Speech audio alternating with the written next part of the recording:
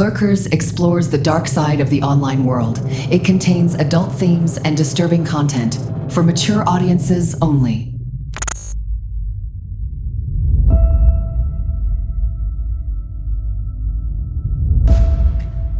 First came the messages. Late, insistent, impossible to ignore. Screenshots, voicemails, a name attached to every threat. Liz called police. She told friends she was scared of the woman tormenting her, but the messages kept coming. And then one August night, just outside Omaha, the threats stepped off the screen. Fire took hold, and soon her whole house was breathing smoke. She ran out with nothing but the phone in her hand. Inside, her pets didn't make it. 2 dogs, a cat, and even a snake. Investigators said it was arson. Liz told them she knew who did it. In the chaos, a new message landed. Told you. And then more threats in the same voice, piling on. Emails followed, claiming responsibility, all signed with the same name as always. 'Cause this is the thing. A fire is supposed to erase evidence. This one left a signature, and the name at the bottom was Carrie Farver.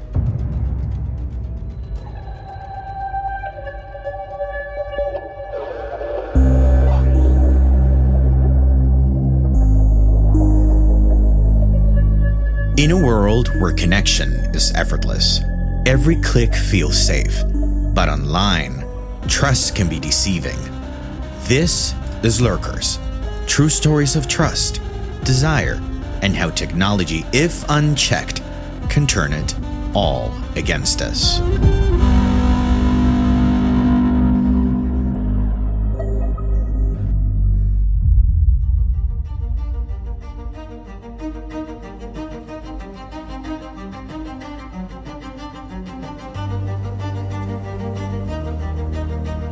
Before the fire, before the flood of messages, there was just a man trying to start over. His name was Dave Krupa. After a marriage unraveled, he moved to Omaha, Nebraska in 2012 to be closer to his 2 kids. Time magazine later reported that Dave had met his ex-wife years earlier. They drifted apart, working opposite shifts, but staying near his children was non-negotiable. So, he took a job at an auto repair shop and settled into a 1-bedroom apartment. 35 years old, newly single, not looking to settle. He went online. Plenty of Fish, one of the most popular dating sites at the time. This is where he met Liz Golier first. She owned a cleaning business, loved animals. Dinner went well. They laughed, felt at ease. From the beginning, Dave was direct. As described in A&E's Real Crime piece, Dave said, quote, "We are not boyfriend and girlfriend. We are not monogamous. This is just fun." End quote. Liz agreed. Casual was enough. Then came Carrie Farver. Dave first saw her at the auto shop where he worked, but it was online where things connected. As Time magazine recounts, he recognized her profile, sent a quick note. Dave wrote, "Hey, I know you." Carrie wrote, "I know you too." Carrie was a computer programmer, sharp, independent, a single mother to a teenage son in Macedonia, Iowa, about 40 minutes across the river from Omaha. She had her life together, and Dave took notice.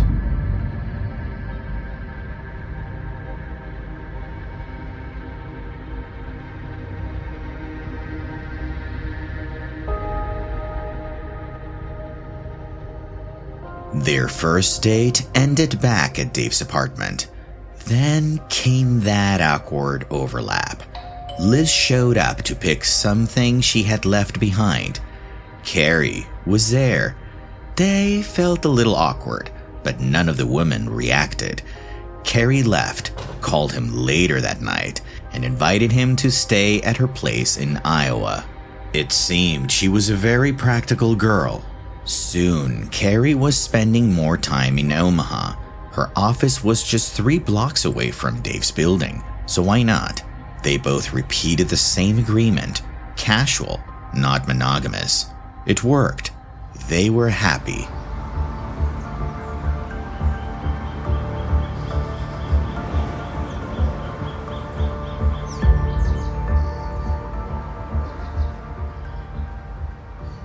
It's November 13, 2012 now. Dave left for work with Carrie still in his apartment. Later that morning, his phone buzzed. The tone had shifted. Carrie wrote, "Hey, we should move in together." Dave followed. "I thought we talked about this." Then Carrie, "Fine, fuck you. You've ruined my life. I never want to see you again." He was in shock. At lunch, Dave came back home, but Carrie was gone. Her things too. No bag, no trace. This would be the last time Dave ever saw Carrie in person. For 2 days, silence. Then the messages resumed. Cruel, bitter. Carrie wrote, "You're a bastard," followed by, "Your life will be ruined for ruining me." Deputies from Pottawatomie County, Iowa visited Dave at work asking about Carrie. He showed them the texts. Local outlets like WOWT later reported that deputies treated it like a bad breakup. Nothing more. But Carrie's mother, Nancy Rainey, wasn't convinced. She filed a missing person report. Soon after, her phone lit up too. Carrie wrote, "I'm not missing. I just don't want to come home right now." Then, "I love you all very much, but I need time." And finally, just in case she'd forget, "Happy Mother's Day." To Nancy, these messages sounded off. What was going on with her? And just when life seemed to be settling into a fragile rhythm, Liz came back into the picture. Her car had been keyed. Deep scratches gouged into the paint. She said she was being harassed too. Carrie wrote to Liz, "Leave him or I'll do more. Whore." Then texted Dave, "She is responsible for destroying us." In Dave's eyes, Carrie's jealousy had found a new target. Liz wasn't just caught in the crossfire, she was also a victim.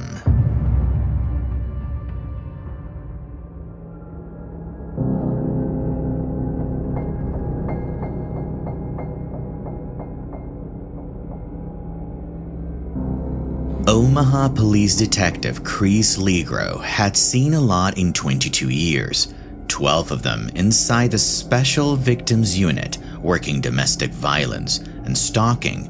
Even so, he would later call this, quote, "one of the strangest, most unpredictable cases of my career," end quote. Dave said the texts from Carrie started on her normal number, but after a few days they jumped. New numbers, dozens of them, 20, 30, 40. The emails multiplied too. Random names, throwaway aliases, sometimes over 100 a day. Time magazine later tallied the sprawl of accounts. A&E's case explainer underscored how quickly the identity behind the messages seemed to shapeshift. Then came Dave's feeling that someone was watching him. He told police about the texts that described customers he was talking to out front, details you would only catch from a few yards away. Legro staged a reverse stakeout, watching the sidelines, knocking on doors with Carrie's photo. But no one had seen her. Carrie messaged Dave, Every whore you talk to, I take pictures of their plate number. Then she followed. I don't care if they are just customers. I will go after them. Then a taunt that landed close to home. Carrie wrote Dave again. I'm in your complex, apartment 12.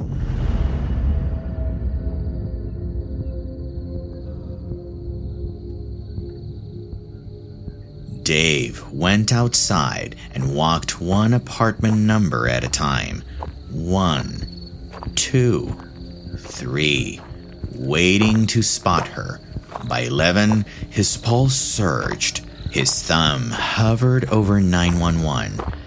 And then he realized there was no apartment 12, just another mind game. Soon he got something worse. Photos from inside Liz's place. Carrie wrote, she left the garage door open. When Dave checked on Liz, it wasn't just the keyed car anymore. Fresh spray paint scarred a garage wall. Local Omaha stations later documented the vandalism. A&E's timeline noted how Carrie's knowledge kept spilling off the screen and into real rooms. Dave watched the stress settle on Liz and her kids. In his mind, she was the real victim now. Being together felt safer, and the relationship found its way back. Even Dave's ex, Amy Flora, drew a boundary. Remember her from the beginning of this episode? Yeah. With the threats and damage stacking up, she didn't want the kids at Dave's apartment. Who could blame her? So he started visiting them at her home instead. Then Dave's own place took a hit. Liz called him at work to tell him a window had been smashed. He went home and saw red lipstick over the bed with the words, "Go away, whore," and some of Liz's clothes slashed. Time magazine's overview and local coverage would later group it all as part of the same relentless escalation. And the digital storm didn't slow. What had started like a bad breakup began to feel like a siege, mostly words, and then not just words. Dave was at a bar, unwinding, exhausted, when the next text from Carrie arrived. I set that nasty whore's house on fire. Then, I hope the whore and her kids die in it. Dave darted for Liz's address. He saw neighbors in the street, a house cuffing smoke, and Liz stood alone, crying, watching everything burn. Her kids weren't home, but her pets didn't make it. Fire investigators called it what it was: arson. Local outlets carried the blaze and the ruling. A&E's timeline also noted messages from Carrie taking credit. And then it was Dave's phone that received the message, that infamous message from the beginning saying, "Told you." In the aftermath, detectives sat Liz down, and according to the Lover, Stalker, Killer documentary, the recorder caught this, quote, "She kept texting me, telling me she wanted to kill me and my kids. What about my animals? I just wish she would go away." End quote. Yes, the fire had taken what could burn, but the messages and stalking hadn't even started.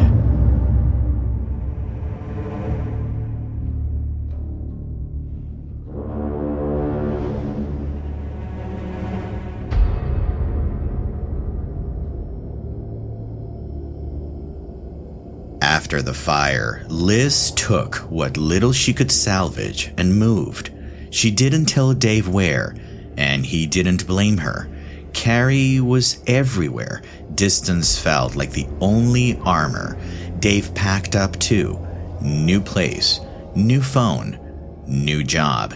Because starting over was the only thing that still felt like control. Time magazine, along with Omaha outlets, would later describe these months as a retreat and reset. By 2014, the case lived in two folders: in Iowa, Pottawatomie County already had Carrie Farver's disappearance on the books. In Nebraska, Omaha police had worked the arson, harassment, and vandalism. Then it cooled, but it didn't leave everyone's mind. Investigator Ryan Avis from Pottawatomie County kept circling back. He convinced his partner, Detective Jim Dottie, they should take it upstairs and make it theirs. Dottie and Avis drove to Macedonia, Iowa to sit with Nancy Rainey, Carrie's mother. She walked them through the first days. Max, Carrie's son, hadn't seen his mom since November 11, 2012. Nancy said her daughter had texted her about taking a job in Kansas that paid her $100,000 a year, but she never showed again. She never came back. It read like a plan. It felt like a lie. Back at the office, the new team combed the old file. The old paperwork from previous investigators noted Carrie had a history of bipolar disorder. Early on, the old team thought her behavior was due to her leaving her medication behind. But Nancy, who knew her daughter best, didn't believe it for a second. Meanwhile, Dave tried to rebuild a life that didn't twitch every time his phone buzzed. He remade his online profile and started talking to new people. One particular woman interested him. They picked a restaurant and a time. He waited for her and waited. He watched the door. He checked the time again. An hour in, he received a text. "I'm coming, but I'm running late." He took a long breath of relief and stayed. He waited longer. The foam on his drink went flat. Her new contender texted again. "This is Carrie. Fuck you."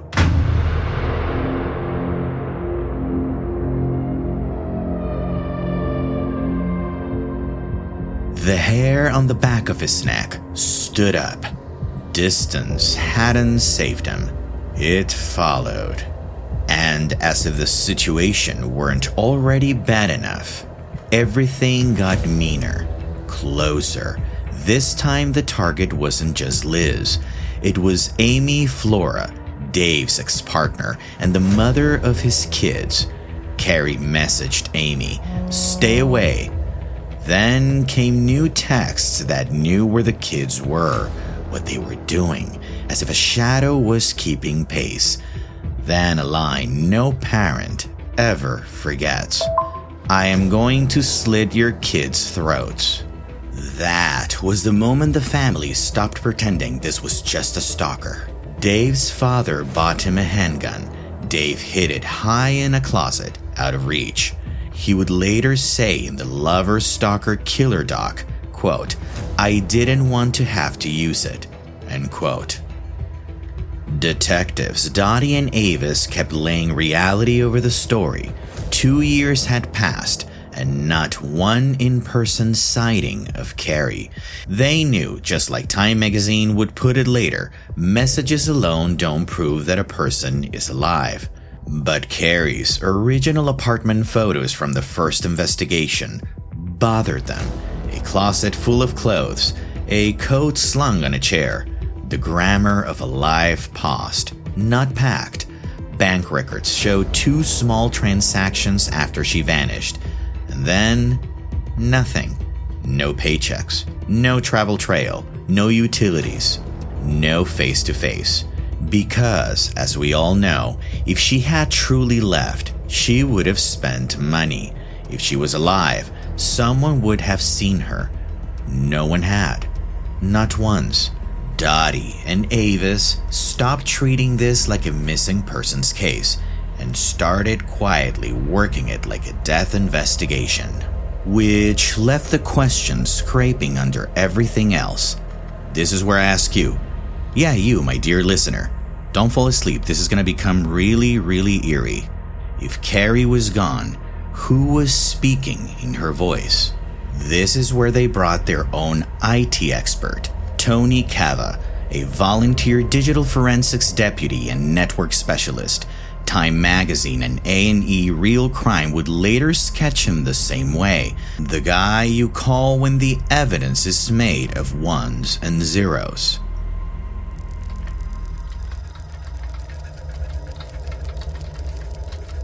Cava stared into the sprawl.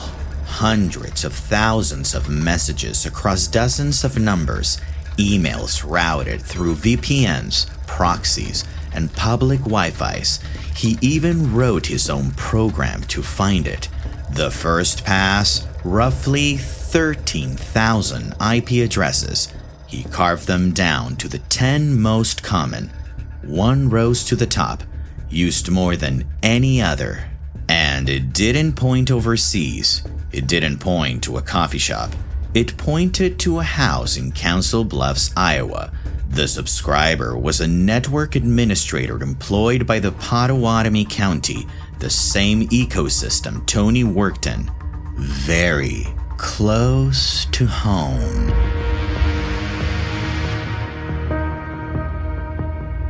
We started with unrelenting messages, then spray paint on a garage wall, then a house breathing smoke.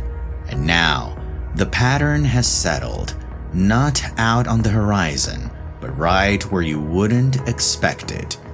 And this is where we'll pause in the next episode. Part 2, a door opens, a name lands on the table, and the story you think you know starts to bend. Follow Lurkers on Spotify or Apple Podcasts so you don't miss the rest of the Cary Farver story. And if this episode mattered to you, share it with someone you trust. Stay aware, stay present, stay safe.